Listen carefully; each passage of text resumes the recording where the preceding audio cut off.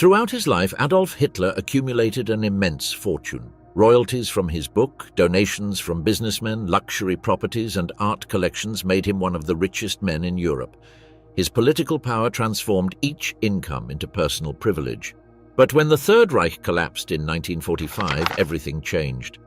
Money, gold, and looted works disappeared amid chaos. Part was confiscated, part was lost forever, and another part seems to have vanished without leaving a trace.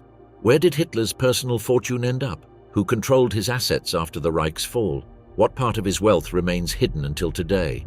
The early years, Hitler's path to wealth. In 1970, Adolf Hitler arrived in Vienna with a folder of drawings under his arm and the hope of entering the Academy of Fine Arts. The institution rejected him twice consecutively in 1970 and 1980, considering that his technical aptitudes in academic drawing were insufficient. Without higher education, without stable employment, and with minimal capital from paternal inheritance, he entered a period of extreme economic precariousness. Between 1909 and 1913, he lived in municipal hostels and collective dormitories like the Männerheim on Meldemannstrasse, where he shared space with unemployed, alcoholics, and social outcasts. His sustenance came from selling small watercolors and postcards, mostly reproductions of urban landscapes or Viennese monuments, which he offered to passers-by and minor merchants in the Austrian capital's streets. His income was irregular and scarce, rarely exceeded a few crowns daily, barely sufficient for food and bed. He worked occasionally in temporary jobs like shoveling snow, carrying suitcases in railway stations, or painting signs. Hostel records show that his weekly income rarely exceeded 25 crowns, which placed him in Vienna's social base. In 1913, after receiving a small inheritance of approximately 820 crowns, he moved to Munich. There, he continued selling drawings and postcards until World War I's outbreak. He enlisted as a volunteer in 1914, serving as a messenger on the Western Front. He received the Iron Cross first and second class. His military salary was modest, but uniform and maintenance allowed him to momentarily abandon urban misery. When the war ended in 1918, he returned to Munich without profession or savings. He integrated into ultra-nationalist political circles, and in 1919 he joined the German Workers' Party, which shortly after would transform into the National Socialist Party. He began giving speeches and consolidating his position as political agitator, still depending on minor donations from sympathizers and basic sustenance provided by party organization. The coup attempt in 1923, known as the Munich Putsch, ended with his imprisonment in Landsberg Fortress. During his confinement, he dictated to Rudolf Hess what would be his fundamental work, Mein Kampf. The book was published in 2 volumes in 1925 and 1926, by Franz Eher Verlag Publishing House, directed by Max Amann. The first commercial results were limited. In 1925, 9,473 copies were sold. Between 1926 and 1927, annual sales were around 6,000 units. Until 1930, accumulated sales barely reached 20,000 copies, generating reduced income for Hitler, who received approximately 10% in royalties. The situation changed with the world economic crisis and the Nazi Party's political rise. In 1930, the book reached 54,000 copies sold. In 1932, sales reached 230,000. Party growth directly drove book demand, creating a cycle in which political success fed personal economic benefits. The definitive turning point came when Hitler was named Chancellor in January 1933. Mein Kampf went from being a book with moderate sales to becoming practically obligatory reading. The German state implemented a systematic distribution policy. Each civil marriage received a copy as official gift. Officials and soldiers were urged to possess it, and libraries and schools acquired it as reference material. Public institutions had to pay the publisher for these copies, and a part corresponded directly to Hitler as royalties. In 1933, close to 1 million copies were sold. Between 1934 and 1935, around 1.5 million copies were distributed annually. Royalties oscillated between 15% and 18% of public sale price. A standard copy's price was 12 Reichsmarks, which meant Hitler received between 1.82 and 2.16 Reichsmarks per each book. With annual sales exceeding 1 million copies, his income from Mein Kampf alone was between 1,500,000 and 2 million Reichsmarks. To these national incomes were added international editions. Mein Kampf was translated into English, French, Italian, Hungarian, Spanish, and other languages. Foreign publishers paid royalties and advances, although in several countries the work was subject to censorship or criticism. In the United States, Houghton Mifflin Publisher published the work, generating estimated income of more than $250,000 before American entry into the war. Parallel to his literary income, Hitler began receiving direct donations from German industrialists. Since the 1920s, he had received contributions from figures like Fritz Thyssen, steel magnate, who contributed important sums to the Nazi movement. From 1932, these connections were formalized through the Adolf Hitler Spende, organized by Gustav Krupp von Bohlen und Halbach, leader of Krupp industry. This fund gathered contributions from main German companies IG Farben in chemical industry, Siemens in technology and infrastructure, Daimler-Benz in transport, and Vereinigte Stahlwerke in steel and armament. They were formally voluntary contributions, but in practice represented tacit obligation, since refusing could be interpreted as disloyalty to the regime. Each year, millions of Reichsmarks flowed directly toward funds administered for Hitler. These incomes did not pass through fiscal control or audits, operating as a parallel financial system that fed both party activities and the leader's personal expenses. Businessmen received in return state contracts, tax reduction, protection against unions, and privileged participation in military rearmament. A crucial factor in Hitler's wealth accumulation was his relationship with German taxation. In 1932, before coming to power, Munich's tax office had demanded more than 405,000 Reichsmarks in accumulated debts derived from years of systematic evasion. After assuming chancellorship in January 1933, Hitler used his new position to solve this problem definitively. The finance ministry received instructions to annul any tributary obligation of the Führer. An official order established that Hitler was exempt from taxes and all previous fiscal processes were annulled without effect. This meant that all his subsequent income, whether literary royalties, business donations, or state salary, remained entirely in his hands.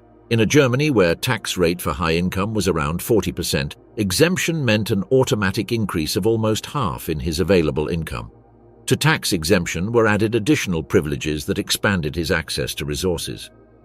As Chancellor and President, Hitler formally received salary for his positions, but he considered it one more fund that he destined to personal accounts. The state also assumed financing of his operational needs, official residences, armored train, airplanes, automobiles, and service personnel. The system functioned so that Hitler did not distinguish between private funds and public resources. Any personal project, from residence extensions to art acquisitions, could be financed through the Reich's treasury or with business donations centralized in his administrative environment. By 1933, Hitler had completed an extraordinary financial transformation. His wealth sources had diversified into four main channels: massive royalties from Mein Kampf, which generated annual millions, business donations channeled through the Adolf Hitler Spende, total tax exemption that maximized his income, and discretionary use of state resources for personal expenses. The contrast with his youth was absolute. The indigent who had sold postcards on Vienna's streets to get a few daily crowns had become one of Germany's richest men.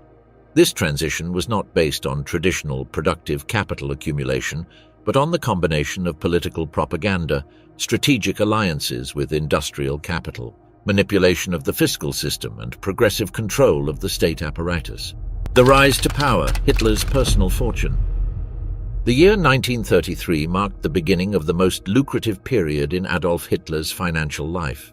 His appointment as Chancellor not only granted him political power, but radically transformed the scale of his personal income. Mein Kampf, which until then had generated limited benefits, became an unprecedented source of wealth in German editorial history. The book's conversion into symbol of the new regime was immediate. The government applied policies that guaranteed massive sales through institutional channels. Each civil marriage in Germany automatically received a copy as state gift. Officials, libraries, and schools were obligated to have the work. Systematic distribution generated constant flow of editorial income, all directed toward the Chancellor's personal accounts. In 1933, sales reached close to 1 million copies, an increase superior to 400% compared to the previous year. During 1934 and 1935, annual sales were around 1.5 million copies. By 1939, accumulated sales exceeded 5 million, consolidating Hitler as one of Europe's most profitable authors. The royalty system was extraordinarily favorable, between 15 and 18% of public sale price. With a standard price of 12 Reichsmarks, Hitler received between 1.82 and 2.16 Reichsmarks per copy, which generated annual income of more than 1.5 million Reichsmarks from author rights alone. International expansion amplified these gains. Mein Kampf was translated into 16 languages, including English, French, Italian, Hungarian, Spanish, Swedish, and Dutch. In the United States, Houghton Mifflin Publisher distributed thousands of copies under the title My Battle, with income superior to $250,000 before the country's entry into war. In the United Kingdom, France, and Italy, sales contributed constant flow of foreign currency. By 1939, Hitler's accumulated income from Mein Kampf was estimated at more than 7 million Reichsmarks, figure that placed him at the summit of European editorial wealth. This fortune's consolidation coincided with obtaining unprecedented fiscal privileges. In 1934, the Finance Ministry issued a resolution that declared him exempt from tributary obligations. The order annulled his previous debts and established that no future income would be subject to taxes. In a Germany where tax rate for high income was around 40%, the measure meant Hitler retained entirely all his earnings. This disposition remained unaltered until his death in 1945. Parallel to royalties and fiscal exemption, Hitler had unlimited access to state resources to finance his personal lifestyle. Residences, service personnel, transport, security and food were covered by public treasury. The apartment on Prinzregentenplatz in Munich was acquired in 1938 for 75,000 Reichsmarks, decorated with classic furniture, oriental rugs and porcelain from prestigious manufacturers. In Obersalzberg, Bavaria, the modest Haus Wachenfeld, rented since 1928, was transformed into the Berghof between 1928 and 1933-35 and 1936. Remodeling cost more than 30 million Reichsmarks. The residence included panoramic terraces with 8-meter glass windows, private library, cinema room, industrial kitchens, and extensive gardens. The Berghof became semi-official meeting center and habitual setting for diplomatic receptions. In Berlin, the Reich Chancellery was expanded in 1938 under Albert Speer's direction. The new chancellery had marble corridors of more than 140 meters, monumental salons, and ornamentation inspired by Imperial Rome. Although formerly a state building, Hitler also used it as private residence. As gift for his 50th birthday in 1939, he received the Kehlstein House, known as Eagle's Nest. Built at more than 1,800 meters altitude, the complex cost more than 30 million Reichsmarks and was accessed by an elevator excavated in solid rock.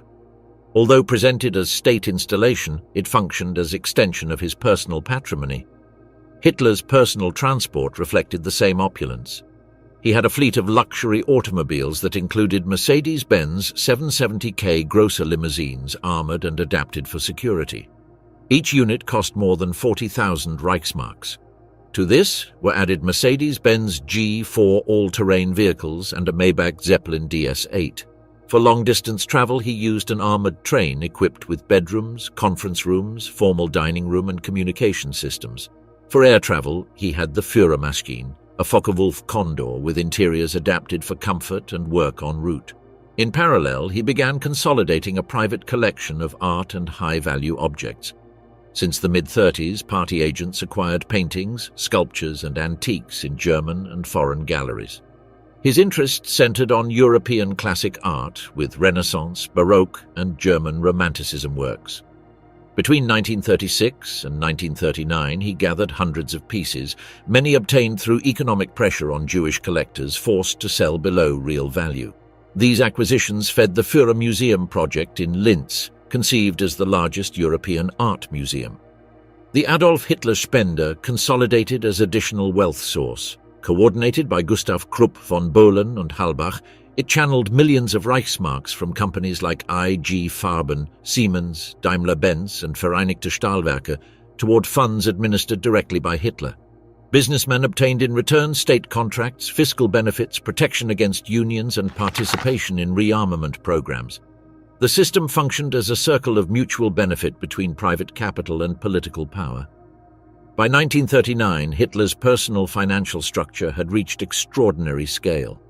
His income sources combined millionaire royalties from Mein Kampf at national and international level, centralized business donations, total tax exemption, and unlimited access to state resources. This combination had transformed him into one of Europe's richest men, with patrimony composed of luxury properties, art collections, exclusive vehicles, and financial assets. It was not productive capital in conventional sense, but wealth accumulated from political control of the state and manipulation of German fiscal and business structures. World War, Hitler's private business. With World War II's outbreak in September 1939, the Third Reich's territorial expansion opened completely new financial opportunities for Adolf Hitler. What until then had been a flow of editorial royalties, industrial donations, and fiscal privileges transformed into direct access to an entire continent's economic and cultural resources. The mechanism began immediately with Poland's invasion. Specialized units of the German army and SS had been trained to locate and confiscate valuable goods in occupied territories. Poland's national bank was emptied of its gold reserves and foreign currency. Private collections of aristocratic families and merchants were inventoried and requisitioned. National museums lost paintings, sculptures, ancient manuscripts, and decorative art objects. This methodology replicated in each country under German control. In France, Einsatzstab Reichsleiter Rosenberg coordinated confiscations directed at Jewish collections and emptying museums like Jeu de Paume in Paris. In Belgium and the Netherlands, Reich agents requisitioned complete private collections, including Jacques Goudsticker's, which contained hundreds of Flemish and Dutch master paintings. In Greece, Yugoslavia, and Czechoslovakia, operations covered foreign currencies from private banks, central bank gold reserves, family jewels, private libraries, and documentary archives. Part of these goods went to the Reich, but a significant fraction remained reserved specifically for Hitler and his circle. Cultural loot value was extraordinary. In France alone, it is calculated that more than 100,000 art pieces were requisitioned between 1940 and 1944. Among them figured works by Rembrandt, Vermeer, Rubens, Renoir, and Cézanne. Pieces were transported to conditioned deposits in Germany and Austria, with particular concentration in salt mines like Alto See, where constant temperature and humidity ensured optimal conservation. Hitler supervised part of the selection process. He reviewed photographic catalogues of confiscated works and designated those destined for his personal collection. Those he rejected were distributed among other leaders, sold in international markets, or used as diplomatic exchange instruments. The Führer Museum project in Linz represented maximum ambition of this cultural accumulation. Since the mid-30s, Hitler conceived a museum that would surpass the Louvre, Prado, and Hermitage in scale. Plans, supervised by Albert Speer, contemplated monumental galleries, marble rooms, and advanced lighting systems. War provided the volume of works necessary to fill it. Among pieces reserved for Linz were paintings attributed to Raphael, Caravaggio, Titian, Albrecht Dürer, and Rubens. In contrast, he systematically rejected modern art, which he called degenerate. Many works were destroyed in public exhibitions or sold to obtain foreign currency. Although the museum never came to be built, the discovery in 1945 of more than 6,500 works in Alto See mine demonstrates the project's magnitude. The Führer Museum symbolized cultural appropriation as extension of personal power, a monumental legacy based on systematic looting of Europe. In parallel, war intensified capital transfers toward neutral countries. Hitler and his circle knew that political power could be temporary and that it was necessary to safeguard part of the fortune outside Germany. Switzerland became principal destination. The country's neutrality and confidentiality of its banking system made it ideal for capital of illicit origin. Through fictitious companies and collaborating Swiss banks, considerable sums in foreign currency and gold were transferred. Documents recovered after war show that institutions like Union Bank of Switzerland and Credit Suisse managed deposits linked to the Reich and, in certain cases, to accounts associated with Hitler's personal environment. Gold looted in occupied territories was melted in Switzerland, remarked and reinserted in international markets. Part was used to buy strategic raw materials. Another part remained deposited in accounts designed to remain inaccessible to Allied authorities. The main administrator of these operations was Max Amann, director of Franz Eher publisher and Hitler's financial manager since the 1920s. Amann channeled not only royalties and donations, but also looted assets converted into foreign currency, which he then transferred to Switzerland or Liechtenstein. He also organized physical deposits in Austria and Bavaria, where mines and caves served as storage for gold, jewels, foreign currency, and art. Total amount of these transfers remains subject of debate. Subsequent commissions, like Bergier Commission in Switzerland, documented that dozens of tons of Nazi gold circulated through Swiss banks during conflict. Part was from German state, but indications suggest private accounts directly linked to Hitler also existed. Some deposits were discovered by allies, others disappeared in the Reich's last months, feeding theories about hidden treasures in Austrian and Bavarian Alps. Besides these financial operations, Hitler continued expanding his properties and collections during war. Berghof was reinforced with bunkers, military communication systems, and storage spaces for art and documents. In 1943, he ordered construction of additional shelters in Bavaria and Austria, financed through business donations and funds diverted from military budget, destined both for defense and storage of personal goods. Private collection continued expanding. Agents in Paris, Amsterdam, and Brussels acquired works selected according to specific lists elaborated by Hitler. Many pieces were obtained through economic pressure on Jewish owners or confiscated without compensation. Result was collection of thousands of paintings, sculptures, antique furniture, complete libraries, musical instruments, and historical documents. At conflict's end in 1945, Hitler had accumulated fortune that combined previous royalties, industrial donations, international financial transfers, and direct looting of Europe's cultural and material goods. Among these resources were included more than 100,000 confiscated art pieces, gold reserves and foreign currency, jewels and historical furniture, all stored in secret deposits in Austria, Bavaria, and other territories. While German population faced rationing, bombings, and massive human losses, Hitler maintained lifestyle marked by luxury. In his residences, banquets were served with imported products. He had constant heating and abundant service personnel. War had converted Hitler into depository of personal wealth that rivaled complete national treasures, not product of productive activity, but of organized looting of a continent. The Reich's collapse, Hitler's testament. During the first months of 1945, while the Red Army advanced from the east and Anglo-American forces pressed from the west, concern in Adolf Hitler's close circle ceased being exclusively military. The vast network of financial resources, gold reserves, and artistic collections accumulated during 6 years of war faced imminent risk of falling into enemy hands. Since late 1944, attempts multiplied to transfer deposits toward locations considered safer. The Reichsbank, under Walter Funk and Emil Pool's direction, ordered evacuation of gold ingots and foreign currency toward deposits in southern Germany and Austria. Salt mines at Merkers in Thuringia and Altaussee in Austria became principal storage centers. Subsequent discoveries by American forces confirmed magnitude of these operations. At Merkers, more than 8,000 gold bars were found, several billions of Reichsmarks in foreign currency, tons of silver, confiscated jewels, and artworks. At Altaussee, more than 6,500 pieces destined for Linz's Führermuseum were located, among them paintings attributed to Leonardo da Vinci, Rembrandt, Vermeer, and Rubens.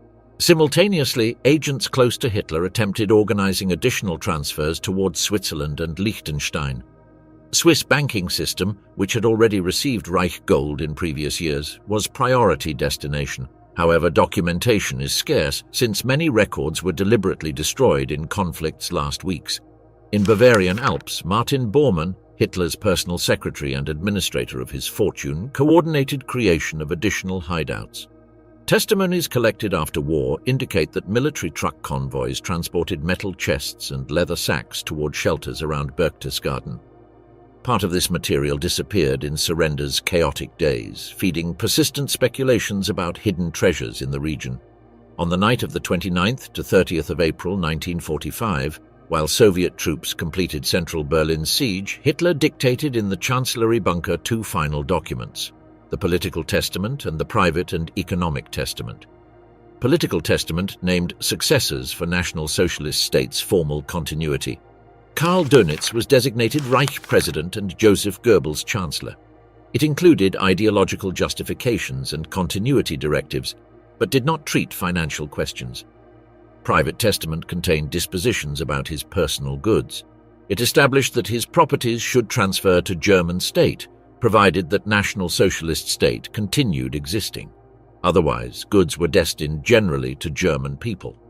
Document expressed that fortune should not benefit family or close associates, reflecting conceptual fusion between his person and state.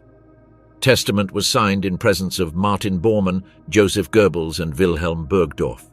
However, imminent defeat converted these dispositions into instruments of uncertain legal value, since neither party nor Reich would exist as recognized entities hours later. Distribution of copies became a dangerous operation.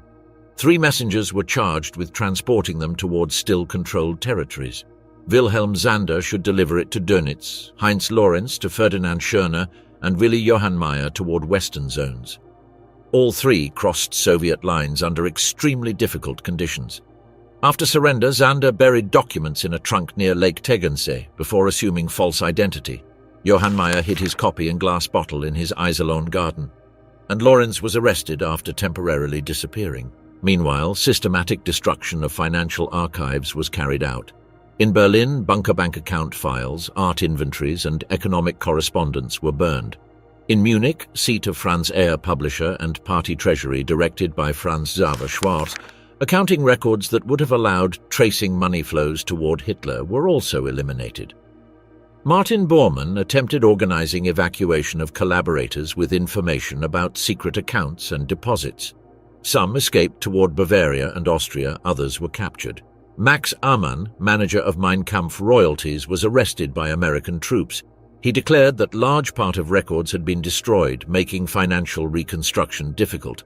Walter Funk, Reichsbank president, was captured and prosecuted at Nuremberg.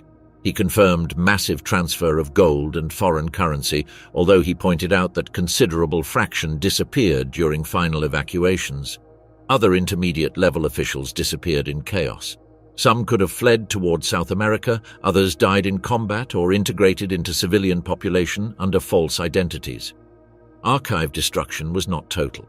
Allies recovered partial Reichsbank balances, fragmentary documents from Franz Eher publisher, and correspondence linked to Adolf Hitler Spender, which allowed partially reconstructing regime's financial system.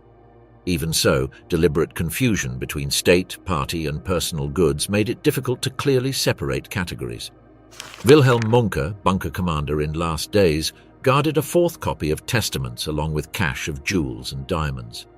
Package disappeared during flight through Soviet lines, leaving without trace documents and valuable objects coveted. Hitler's attempts to preserve his financial legacy clashed with state's total collapse. In April 1945's last weeks, his fortune passed from consolidated capital to dispersed patrimony, fragmented among deposits discovered by Allies, assets lost in chaotic evacuations, destroyed archives, and disintegrated administrative networks. Testament that destined his wealth to German state became irrelevant with Reich's disappearance. What remained of his financial empire transformed into loot disputed among occupying armies, regional administrations claiming jurisdiction, and collaborators who could retain access to hidden accounts or secret deposits. The victors, the hunt for Hitler's fortune.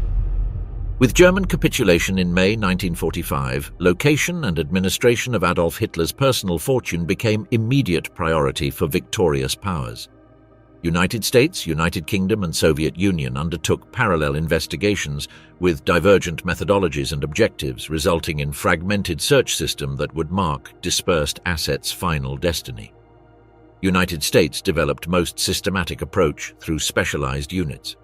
Section known as Monuments, Fine Arts, and Archives, composed of art historians, archaeologists, and cultural heritage specialists, concentrated on cataloging and recovering looted works.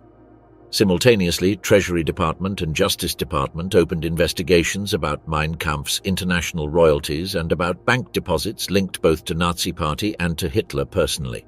Objective was reconstructing financial framework with verifiable documentation, something obstructed by deliberate archive destruction in war's last months. United Kingdom directed efforts mainly toward investigating Hitler's real estate properties in Bavaria and Munich, besides participating in joint administration of editorial royalties in occupied German territory. British intelligence services examined money flows towards Swiss and British banks, although results were limited due to restrictions imposed by international banking secrecy. Soviet Union adopted different approach. After occupying Berlin and taking control of Chancellery Bunker, NKVD confiscated documentation, personal objects, and artworks. Many of these goods were sent directly to Moscow. Part became part of Soviet state collections, while another remained stored in secret deposits that remained inaccessible for decades, generating information vacuum about their final destiny. Cooperation among Allied powers proved minimal. Growing political tensions, which would soon lead to Cold War, limited any joint effort. Result was patrimony fragmentation among different jurisdictions and impossibility of elaborating complete inventory. Significant portions of goods disappeared amid this lack of coordination, whether by deliberate concealment, individual appropriations, or transfers without official documentation. One of most documented aspects was handling of Mein Kampf's international royalties. Since mid-30s, translations had circulated in United States, United Kingdom, France, and Italy. American publisher Houghton Mifflin had acquired English rights and distributed tens of thousands of copies under title My Battle. With United States' entry into war in December 1941, these royalties became subject to immediate review. In 1942, American government applied Trading with the Enemy Act and seized income accumulated by book sales. Confiscated sum ascended to approximately $255,000, equivalent to several million current dollars. These funds were transferred to Office of Alien Property Custodian and, after war, were not returned either to heirs or German state. Instead, they were destined to European refugee aid organizations and conflict victims, becoming one of few Hitler assets whose final destiny remained documented publicly and transparently. United Kingdom implemented similar measure, although at smaller scale. Royalties obtained by British editions were equally confiscated and subsequently channeled to European reconstruction programs. British transparency was more limited than American, but essentially mechanism was comparable. Hitler's literary income never returned to Germany or private hands. Within occupied German territory, domestic royalties administration proved more complex. Hitler's testament had designated Nazi Party as heir, but this was officially dissolved by Allied Control Council on June 4, 1945. Document contemplated that in Party's absence, goods would pass to German state, but in country divided into occupation zones, there existed no unified authority capable of claiming that right. Finally, it was determined that given Hitler had had official residence in Bavaria, Free State of Bavaria would inherit Mein Kampf rights management. In 1948, this decision was legally formalized, granting Bavaria absolute control over the work. Bavarian position was unequivocal: prohibit book re-edition and commercialization. Existing copies could only be consulted in specialized libraries with restricted access to accredited researchers. Residual royalties derived from prints prior to 1945 were absorbed by Bavarian state and destined to social assistance programs. This control maintained until year 2015, when copyright expired upon completing 70 years since Hitler's death. During that extensive period, Bavaria blocked all commercial publication, exercising effective control over Nazism's most profitable literary asset. Real estate property's destiny varied according to location.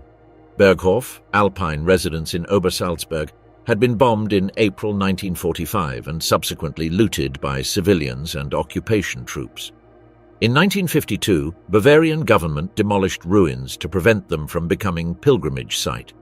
Kehlstein House, known as Eagle's Nest, survived intact.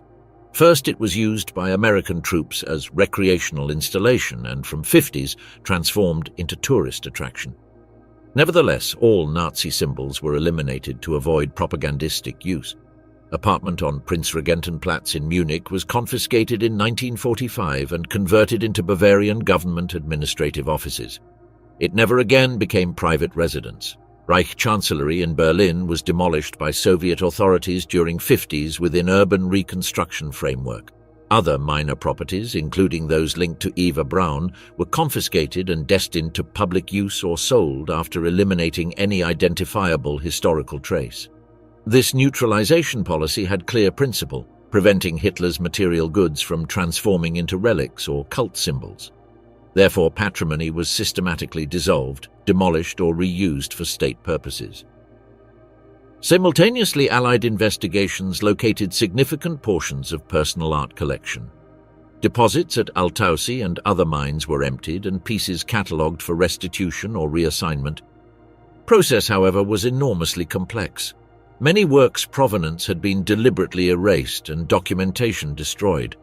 Some pieces could be returned to families or institutions, others incorporated into reconstructed American, British, and German museums, while a considerable number remained in indefinite custody due to impossibility of establishing legitimate ownership.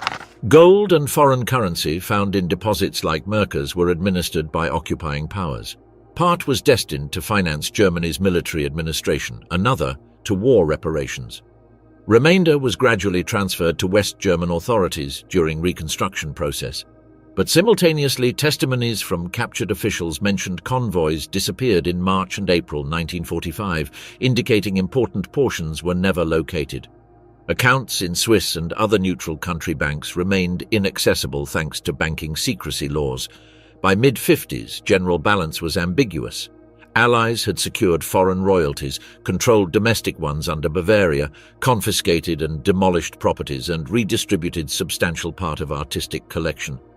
But enormous gaps also persisted: disappeared gold, inaccessible accounts, never found deposits, and works whose provenance remained unresolved. Allied search had allowed recovering part of patrimony, but left open question of what portion of Hitler's personal wealth was lost forever, diluted in banking networks, private collections, or hidden in shelters never discovered. The hidden legacy, the mysteries of Hitler's wealth. Despite exhaustive efforts by Allied powers during first decade after war, considerable portion of Adolf Hitler's fortune was never located. Allied inventories, meticulous in registering discoveries, also rigorously documented absences. Recovered Nazi lists mentioned specific works that never appeared in discovered deposits. Testimonies from captured officials referred to transfer operations whose final destinations remained unknown, leaving fragmentary map of urgent movements performed in conflict's last weeks. Among disappeared artworks figured paintings photographically documented in Nazi catalogues, but never recovered by occupation forces.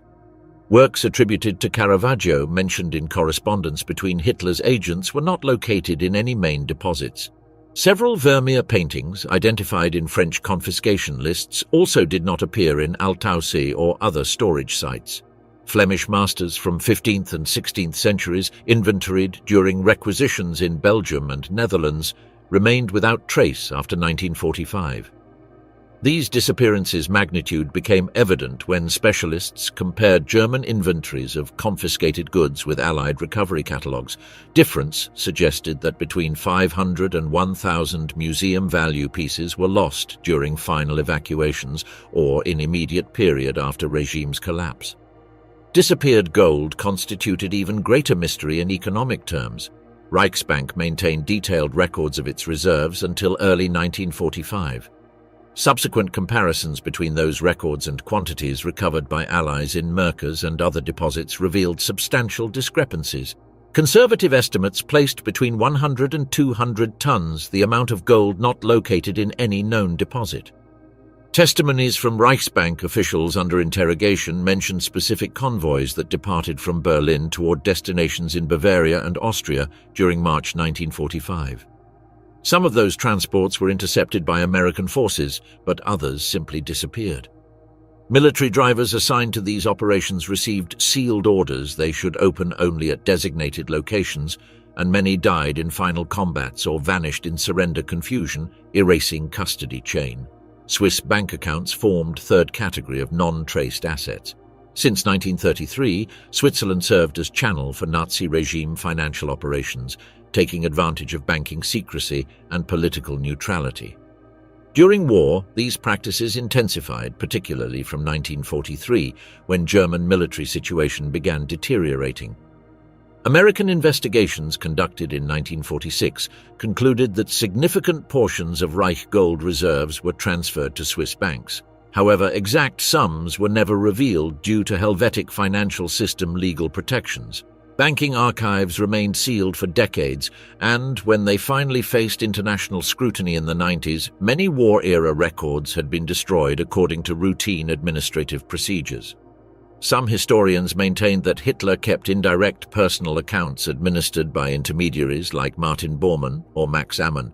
These accounts would have operated under corporate names or personal aliases, which enormously complicated their subsequent identification. Complete records absence, added to deliberate documentation destruction in Reich's last days, prevented establishing definitive inventory of Swiss banking assets linked to National Socialist leaders' closest circle.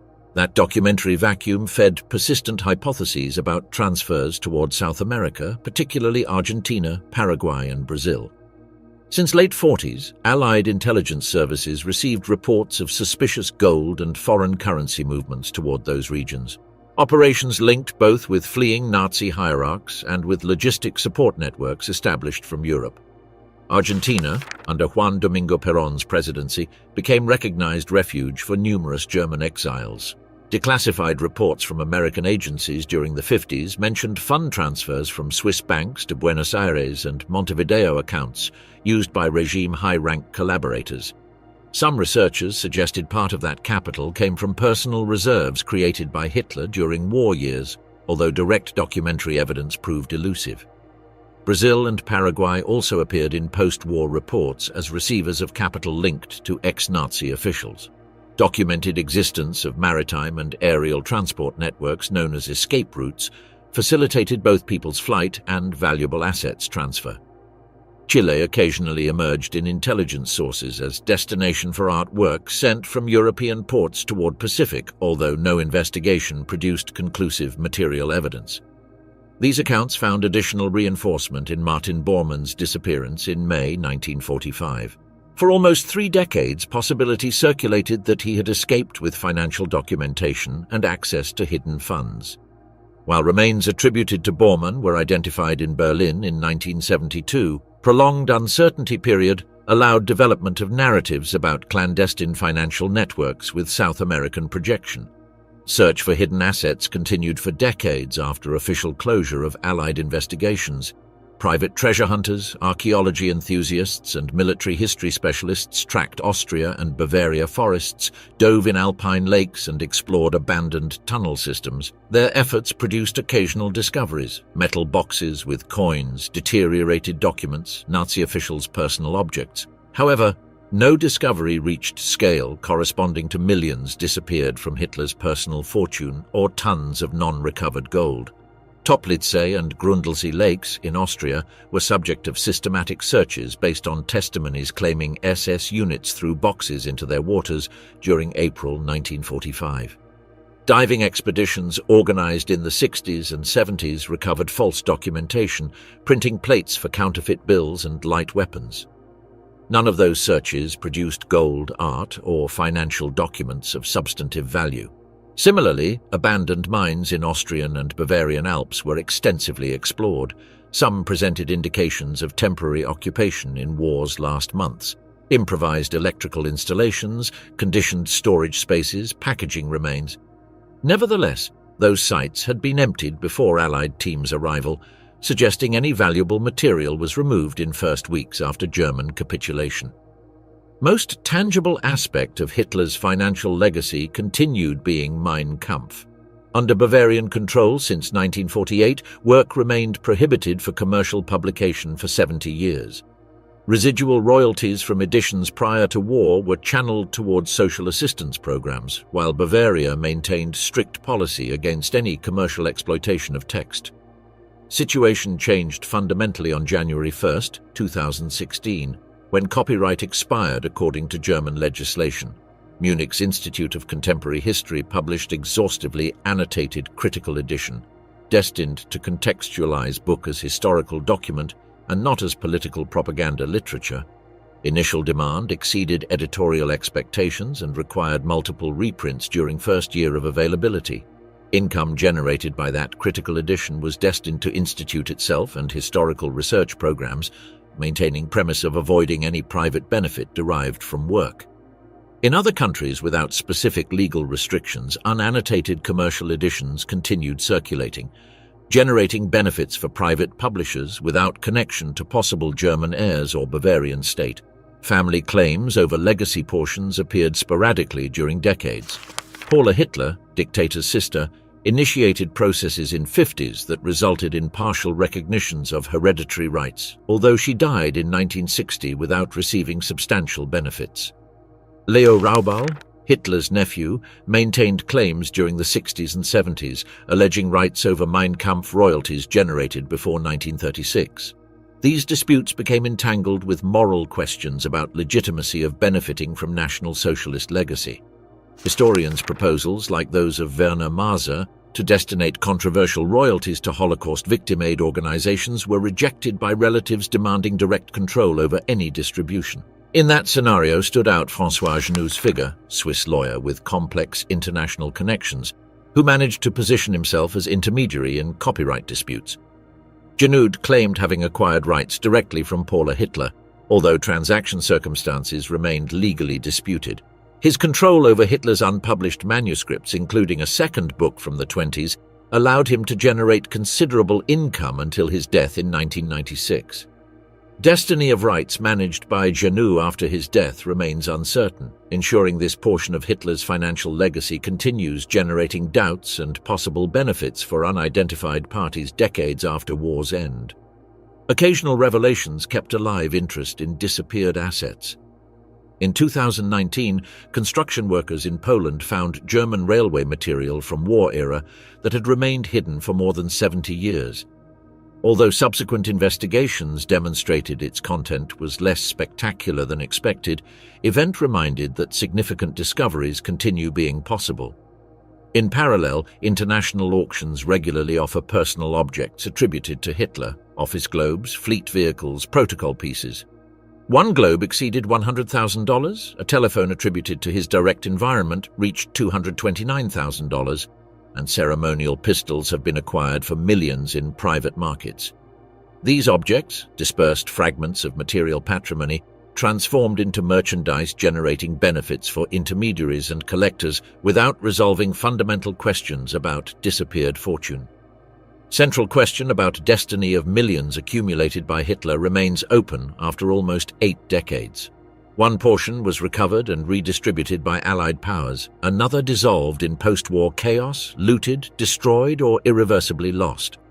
A third category, composed of never-located assets, continues feeding hypotheses about inactive bank accounts, hidden deposits, and international transfers that could emerge at any moment. Hitler's financial legacy has become a historical puzzle characterized by more questions than certainties, more hypotheses than confirmations, and more mysteries than resolutions. Fortune that once represented power over wide European regions has transformed into constellation of partial evidence, contradictory testimonies, and permanently open possibilities, while new clues, fortuitous discoveries, or documentary openings could reorder map in coming chapters.